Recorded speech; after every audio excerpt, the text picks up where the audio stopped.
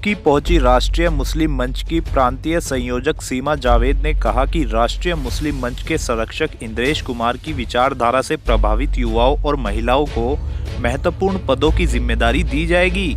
सीमा जावेद देर शाम यूपी के जालौन में एक कार्यक्रम में शिरकत करते जाते समय कुछ देर के लिए भाजपा अल्पसंख्यक मोर्चा के जिला महामंत्री दानिश गौड़ के आवास पर रुकी थी। इस दौरान सीमा जावेद ने कहा कि कोरोना काल में राष्ट्रीय मुस्लिम मंच के कार्यक्रम नहीं हो सके थे, लेकिन अब जल्द ही मंच के कार्यक्रम किए जाएंगे। मंच की प्रदेश संयोजिका सीमा जावेद ने बड़ी बेबाकी के साथ कहा कि मुस्लिम राष्ट्रीय मंच के संरक्षक इंद्रेश कुमार का 18 फरवरी को जन्मदिन है, जिसे लेकर मंच के कार्यकर्ताओं में अभी से भारी उत्साह है। उन्होंने बताया कि 18 फरवरी को इंद्रेश कुमार उत्तराखंड के दौरे पर रहेंगे, जिनका जोरदार तरीके से स्वागत किया जाएगा। इतना ही नहीं, रुड़की और हरिद्वार में मंच की विचारधारा से प्रभावित युवाओं और महिलाओं को मंच के महत्वपूर्ण पदों की जिम्मेदारी भी दी जाएगी। उन्होंने कहा कि इस दौरान इंद्रेश कुमार के साथ राष्ट्रीय संयोजक तुषार जी भी मौजूद रहेंगे। सीमा जावेद ने मंच के कार्यकर्ताओं से आह्वान किया कि वो मंच के संरक्षक इंद्रेश कुमार की विचारधारा से जुड़ने के बाद ही मंच में नई जिम्मेदारी लें। राष्ट्रीय मंच तो है ही मुस्लिम के लिए, और इसीलिए इसको राष्ट्रीय मंच भी कहा गया है कि राष्ट्रीय स्तर पर हम इसमें अपनी बातें रख सकते हैं। और बहुत समय से कोरोना के चलते हुए कोई भी नई जिम्मेदारी किसी को नहीं दी गई, किसी तरह के कोई काम भी नहीं हो रहे थे। छोटे छोटे काम हम गाइडलाइन के हिसाब से कर रहे थे, लेकिन बहुत जल्दी माननीय इंद्रेश कुमार जी, जो इस मुस्लिम राष्ट्रीय मंच के संरक्षक भी हैं, भाई साहब का जन्मदिन भी है 18 फरवरी को।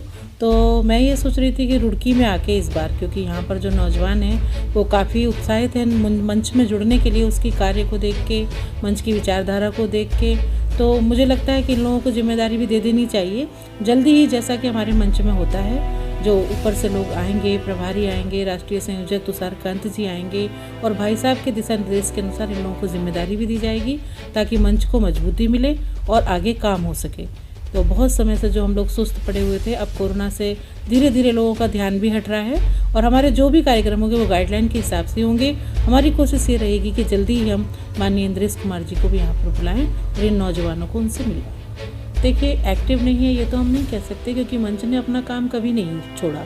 वो चाहे हमारे माननीय इंद्रेश कुमार जी ऑनलाइन हम लोगों की जूम ऐप के जरिए मीटिंग लेते रहे कोरोना टाइम में भी, और हम लोगों को एक्टिव करते रहे।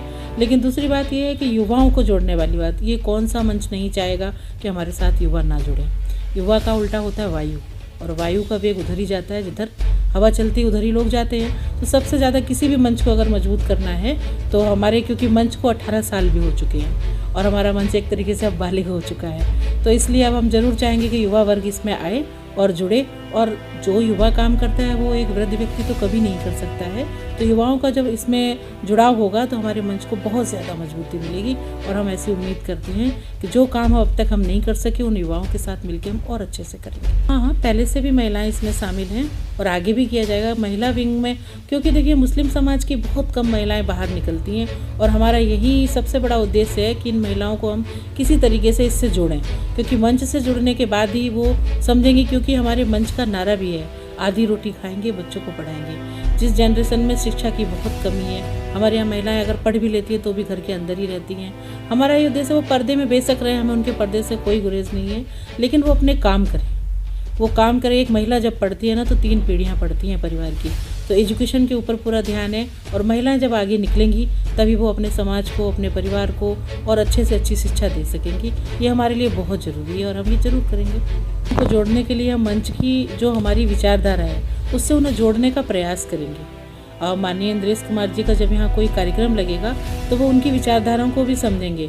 किसी भी व्यक्ति को जोड़ने से पहले मैं हमेशा ये बोलती हूँ कि पहले वो इस मंच की विचारधारा से जुड़ें, उसके बाद वो कोई पद या कोई जिम्मेदारी लें तो बहुत अच्छा रहेगा। भाई, हरिद्वार जिले मुस्लिम बाहुल्य ज़िला है, और यहाँ तो मंच को ज़रूर आना चाहिए।